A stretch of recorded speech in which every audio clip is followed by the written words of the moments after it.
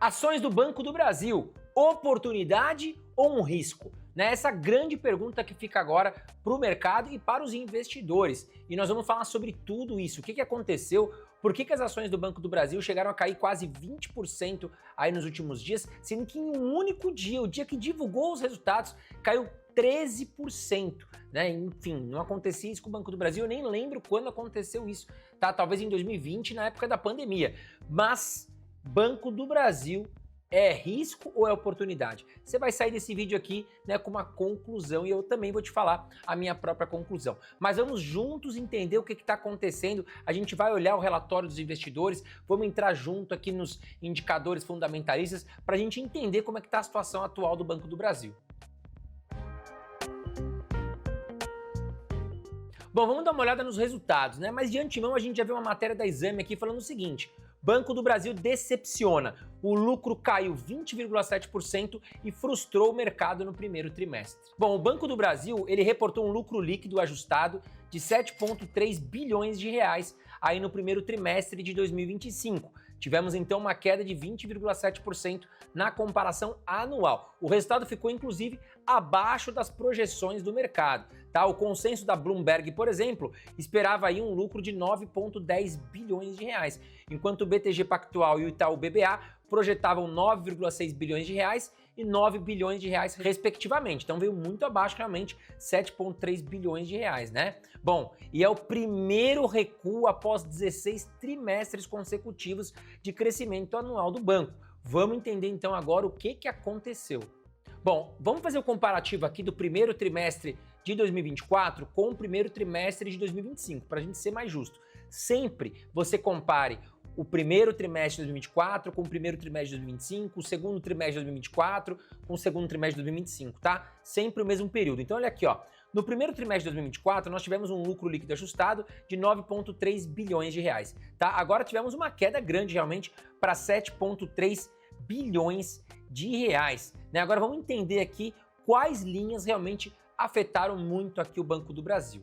Bom, olhando aqui a linha de custo do crédito do Banco do Brasil, também a gente pode pegar como exemplo o seguinte: imagine você que o Banco do Brasil empresta dinheiro para outras pessoas, tá? Para outras empresas e tudo mais. E ele tem que calcular aqui um custo para o crédito. Muitas vezes você empresta dinheiro para uma empresa ou para uma pessoa e essa pessoa ela não te paga, tá? Então o banco ele tem que provisionar isso como perdas, para que não tenha problema lá na frente. Então olha o que aconteceu aqui. O custo do crédito subiu de 8,5 bilhões de reais no primeiro trimestre de 2024 para 10,1 bilhões de reais. Foi um aumento de 20%. Então, esse aumento é o que mais chama a atenção do mercado aqui, O custo do crédito para o Banco do Brasil subiu demais. A gente também pode ver aqui as despesas administrativas, Subiu de 8,8 bilhões de reais para 9,4 bilhões de reais, um aumento de 7% também é algo significativo no custo aqui do banco e que acabou prejudicando o lucro final.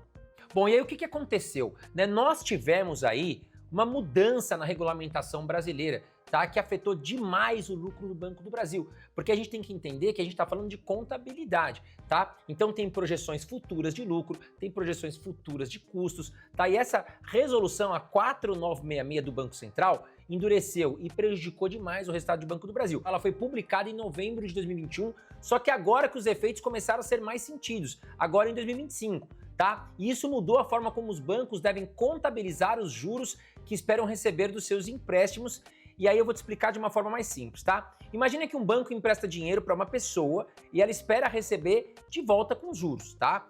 Antes da resolução, o banco podia registrar esses juros como lucro esperado, mesmo que o cliente ainda não tivesse pago nada. Só que com a resolução 4966, o Banco Central endureceu as regras, tá? Se o cliente começa a atrasar os pagamentos, fica inadimplente por mais de 90 dias, o banco não pode mais contar com esses juros como lucro futuro. O banco é obrigado a reconhecer esse valor como prejuízo ou tirar da contabilidade esses ganhos esperados. Agora, por que isso importa?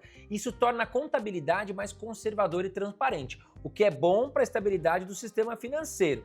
mas, por outro lado, prejudica os lucros dos bancos, especialmente os que têm muitos clientes inadimplentes, como o Banco do Brasil recentemente. Então, em resumo, a Resolução 4966 obriga os bancos a serem mais cautelosos ao contabilizar juros de empréstimos que podem não ser pagos, e isso impacta muito o lucro deles. Tá? Então, o aumento da inadimplência do Banco do Brasil prejudicou demais o mercado. O que o Banco do Brasil mostra com essa questão? Né? Opa, eu estava registrando muito lucro, só que boa parte desse lucro provavelmente eu nem receba. São de clientes que estão inadimplentes há muito tempo. E quando esse cliente está inadimplente há muito tempo, é esperado que ou haja uma negociação, um baita de um desconto, ou que esse dinheiro não seja mais recebido. Então, o que era apurado como lucro não pode mais. Tá? E isso impactou diretamente o resultado aqui do Banco do Brasil, e essa queda realmente aí veio preocupando o mercado, por isso que as ações desabaram.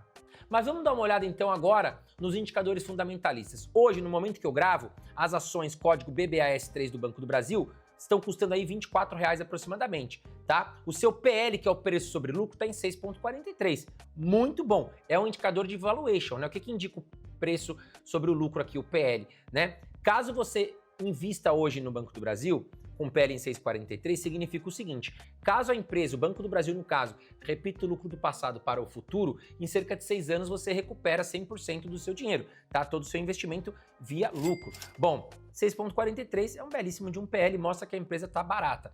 O PVP reforça o que eu estou dizendo, que é o preço sobre valor patrimonial. Né? Esse indicador abaixo de 1 significa que a gente está comprando toda a estrutura de Banco do Brasil mais barato do que vale. Tá? 0,77 me mostra que a gente está pagando 23% abaixo do que vale toda a estrutura do Banco do Brasil. Então esses dois indicadores de valuation me mostram que realmente as ações de Banco do Brasil estão muito baratas. Tá? E olhando aqui os dividendos que o banco vem pagando, são dividendos muito generosos. 10,61% isentos de imposto de renda é um dividendo muito generoso. Agora, olhando aqui, mesmo com essa queda, quem investiu R$1.000 em Banco do Brasil há 10 anos atrás, hoje tem R$ 3.700. Então, o patrimônio mais do que duplicou, quase quadruplicou, tá? Então, realmente, quem investiu em Banco do Brasil está muito feliz com os dividendos recebidos, então nem se fala, né? Olhando aqui outros indicadores importantes também, vamos dar uma olhada aqui no ROI, que é o retorno sobre investimento, tá? Que significa o quê? Quanto que o Banco do Brasil investe do dinheiro dos acionistas, quanto que volta para o mercado. Eu gosto desse número acima de 10%. Temos aqui 11,97%, o que eu considero um ROI atrativo. Tá? Agora, a margem líquida do Banco do Brasil enxugou, né? Eu gosto de uma margem líquida acima de 10%, está 7,81%. E enxugou muito também porque a resolução nova do Banco Central prejudicou demais o lucro do Banco do Brasil e isso afetou a margem líquida, né? O que significa? Cada R$100 que o Banco do Brasil fatura, 7,8 vira um lucro líquido. Eu gosto acima de 10, tá? Que era uma média que o Banco do Brasil vinha conseguindo entregar. Com essa queda do lucro, a margem líquida também apertou. Então, a gente tem que ficar ligado aqui para os próximos trimestres para a gente ver o que vai acontecer com os resultados do Banco do Brasil. Olhando aqui o histórico de dividendos, o Banco do Brasil pagou atualmente 10,61% e na média dos últimos 5 anos, 8,5%.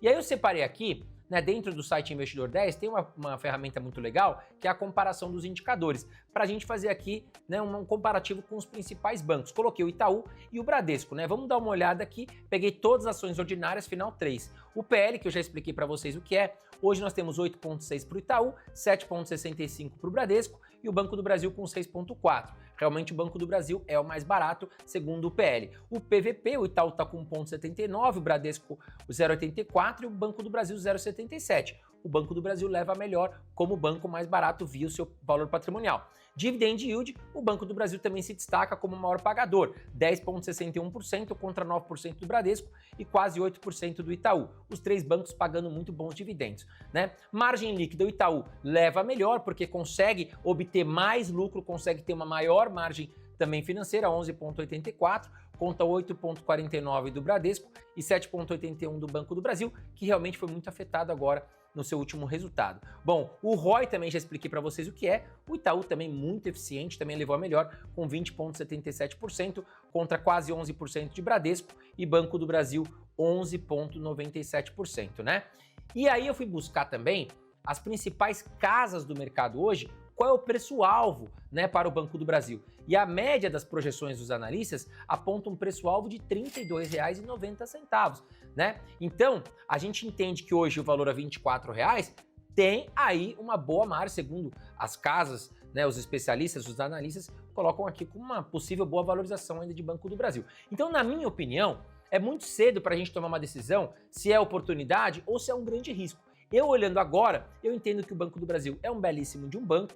Essa medida que aconteceu do Banco Central afetou esse trimestre, mas os próximos trimestres, essa questão já vai estar ali apurada, né? Então a tendência é que o Banco do Brasil consiga aumentar o seu lucro, tá? Claro, vai demorar talvez para chegar no lucro de 2024, 2023, quando a medida do Banco Central, né, essa mudança era diferente. Mas se a gente pegar o primeiro trimestre de 2025 e lá na frente comparar com o primeiro trimestre de 2026, eu acredito que o Banco do Brasil vai superar, tá? E aí as ações podem voltar a subir. É uma queda pontual na minha visão, o Banco do Brasil continua muito bem, o Banco do Brasil é uma empresa, apesar de ser sócia do governo, que eu sempre fico um pouquinho pé atrás, né, por ter sociedade com o governo, mas é uma empresa muito eficiente, tá bom?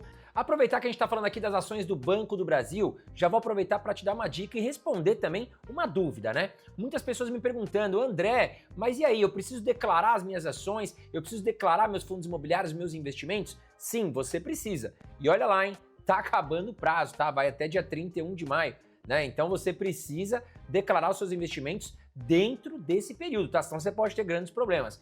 E uma dica legal aqui, eu usei ano passado, já usei esse ano, foi muito rápido, muito prático, é o Grana, o aplicativo do Grana, que é bem interessante, tá? Então segue aqui essa dica, muito legal, em menos de 5 minutos você consegue declarar teu imposto de renda, você não vai ter aquele baita trabalho de ficar procurando informações. O Grana, que é parceiro oficial da B3, que é a Bolsa de Valores no Brasil, e também interessante que você tem toda a proteção e sigilo quanto às suas informações dos seus investimentos, tá? Então, muitas pessoas têm declarado aí os seus investimentos com um contador, infelizmente alguns contadores não sabem, ou tentando fazer sozinho, acaba fazendo errado, ou paga mais, ou preenche errado, depois cai na malha fina, tá? Então, o aplicativo do Grana é o mais ideal aí, eu gostei bastante de utilizar no passado, esse ano.